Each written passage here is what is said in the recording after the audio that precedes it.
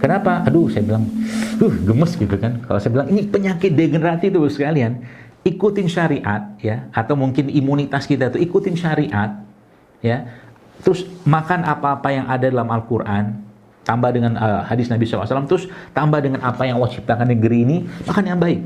Mungkin clean eating lah, atau eating clean lah, atau mungkin apapun namanya clean food segala macam, insya Allah imunitas akan terjaga. Itu baru ngandelin satu poinnya. Saya belum sebutkan poin yang kedua. Poin yang kedua ini baru sekalian, ya tadi kan bicara prebiotik tuh.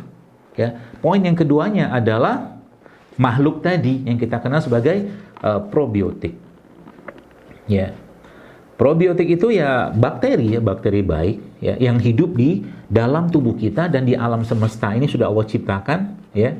Dan mereka hidup bersinergi dengan alam ya. Maka kalau kita ya, maaf kalau misalkan ada orang yang misalkan kena tanah gitu kan, itulah bagian atau cara kita untuk mengajarkan atau mengenalkan diri kita dengan bakteri-bakteri yang ada di alam ya. Mungkin kalau mungkin bahasa sekarang tuh namanya earthing, kalau bahasa kita menyeker, jadi kakinya tuh kena tanah ya. Sekarang kan suruh berjemur lah, di luar berjemur jangan lupa nyeker juga. Itu salah satu cara untuk menguatkan imunitas kita dan meningkatkan biodiversity dari bakteri-bakteri yang ada pada tubuh kita tadi. Terus bagaimana? Atau ada cara lain yang kita bisa pakai atau kita gunakan untuk menguatkan tubuh kita tadi? Ada. Konsumsilah probiotik tadi. Ya. Probiotik itu apa? Ya paling gampang mah cuka lah. Cuka apel gitu kan, cuka madu. Ya, atau makanan-makanan probiotik, tape, tempe, kimchi. Ya. Tapi bukan digoreng tapenya. Tempenya jangan digoreng. Ya, karena kalau tape digoreng, setahu saya mati itu raginya, atau mungkin ya raginya mati. Jadi jangan digoreng kalau makan kalau makan tempe jangan digoreng. Ya, terus diapain? Ya dicocol. Cocol pakai apa? Pakai madu. Nanti cobain ya kalau ada yang belum pernah nyobain, cocol madu pakai tempe. Ya madu dicocol pakai tempe, atau tempe dicocol pakai madu, atau di blender. Itu Masya Allah. Prebiotik ketemu probiotik, simbiotik namanya. Bakterinya ada makanan. Ya, atau mungkin tempe di blender sama kurma. Itu juga sangat baik bagi pencernaan. Atau mungkin probiotik yang lain. Banyak kok sekarang ya, kita bisa dapatkan berbagai macam probiotik, dan probiotik itu sebenarnya saya katakan tadi ya, itu salah satu, mungkin di awal saya sebutkan, itu salah satu minumannya penghuni surga. Khamar li syaribin. Kan khamar yang tidak memabukkan. Ya. Jadi di surga itu sudah ada, boleh saya bilang tuh probiotiknya, yaitu khamar tadi. Ya. Jadi banyak ya, kata mah jenis-jenis ragam tuh banyak ya, tinggal ya kita sekarang dapatkan dengan mudah juga ya. Dulu mungkin saya banyak nyampaikan juga tentang probiotik ini di beberapa kajian-kajian lainnya, seperti lah misalkan ini kan probiotik nih, isinya ini apa ya, bakteri, nggak kelihatan ya, probiotik ya. Nah itu kuncinya, jadi probiotik, prebiotik. Jadi kalau ada satu tipsnya gitu kan, satu probiotik, satu prebiotik tiap hari. Jadi satu simbiotik Anda coba mulai makan tiap hari.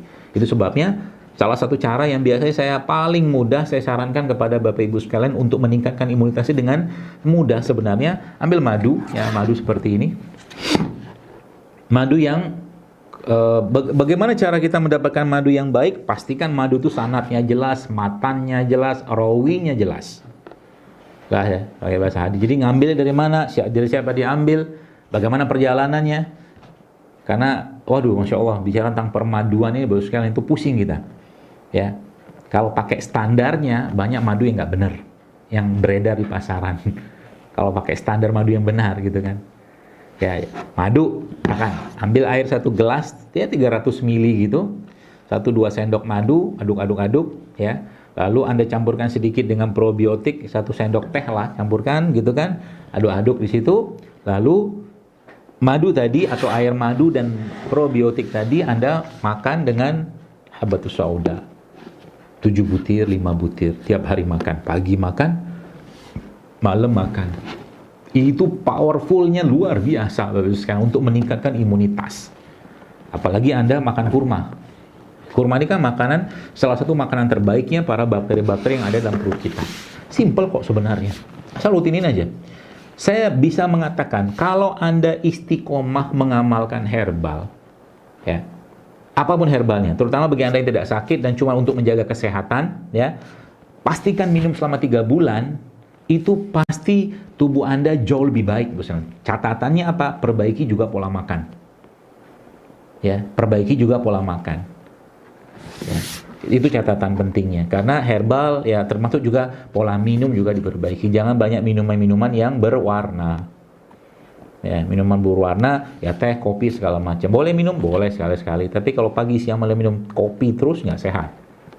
Ya, itu kunci dasarnya, kunci pentingnya. Dan mereka itu si bakteri-bakteri tadi itu mereka punya pengganggu. Pengganggu mereka namanya siapa? Namanya stres. Stres. Jadi kalau Anda yang bekerja ya, atau mungkin tidak bekerja, yang banyak pikiran apa segala macam gitu kan, hati-hati. Keseimbangan bakteri tadi bisa terganggu, dan kalau keseimbangan mereka sudah terganggu, Bapak-Ibu sekalian, maka imunitas kita akan turun. Berarti kita nggak boleh stres, bukan nggak boleh stres ya, tapi di manage stresnya. Jangan sampai stresnya membuat lemah tubuh kita. Itu sebenarnya. Pekerjaan banyak nggak? Banyak ya. Stresnya kita sebenarnya bukan, jangan cuma stres urusan dunia. Coba lagi. Stres kita itu ya sekalian ya. Kalau boleh saya katakan apa ya? Ya stres lah mungkin bahasa umumnya gitu kan. Stres misalkan satu hari itu lupa sodakoh itu stres gitu loh. Satu hari lupa sholat rawatib atau kehilangan sholat rawatib itu stres. Stres kita adalah ketika sholat wajibnya nggak tepat waktu, itu stres. Itu yang benar stres. Stres misalkan satu malam lewat sholat tahajudnya. Stres dalam satu hari itu lupa tilawah Quran. Itu stres. Kenapa? Kita tidak akan pernah bisa mengulang timeline kehidupan kita ketika kebaikan yang kita bisa kerjakan pada hari atau waktu tersebut itu terlewatkan. Itu stres. Itu yang benar stres. Stres karena urusan dunia boleh ya? Boleh. Tapi itu wamal hayatud dunya illa mata'ul ghurur, kata Allah kan gitu. Apa artinya dunia ini gitu loh. Ya. Kita boleh ya bekerja, Nabi memang mengajarkan apa untuk mengerjakan sesuatu itu secara sempurna. Dan Allah mencintai orang-orang yang mengerjakan sesuatu secara sempurna. Itu ada hadisnya. Ya, tapi bukan itu poin dasar. Poin pentingnya bukan itu. Ya, maka saya katakan tadi, stres itu muncul ketika apa? Ketika ada kebaikan yang terlewatkan. Itu stres kita. Stres ketika ada dosa yang kita kerjakan. Ya, tapi kalau itu semua dikembalikan pada Allah, minta ampun pada Allah, insya Allah tenang. Ya, maka jaga iman tadi, jaga imunitas kita tadi ya.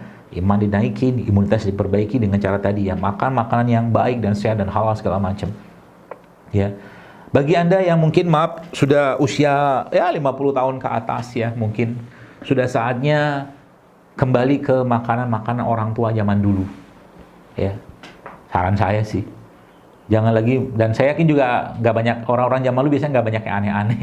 Ya, bapak saya, alhamdulillah Allah masih kasih usia beliau hampir sekarang mungkin 84 tahun usia beliau sekarang, alhamdulillah. Semoga Allah jaga beliau. Itu kayaknya tuh setahu saya nggak pernah lidahnya ketelan pizza gitu. Nggak pernah. Ya, kan beliau ya masya Allah ya. Ya bumbu-bumbuan gitu, ikan-ikan ya, masya Allah ya. Maka sederhana, ya kunci sederhana. Dan yang menarik lagi nanti kalau sudah ya kenikmatan, jadi apa ya, kenikmatan iman itu jauh lebih dia rasakan daripada kenikmatan makanan. Itu sebenarnya inti dasarnya itu di situ. Ya, inti dasar di situ.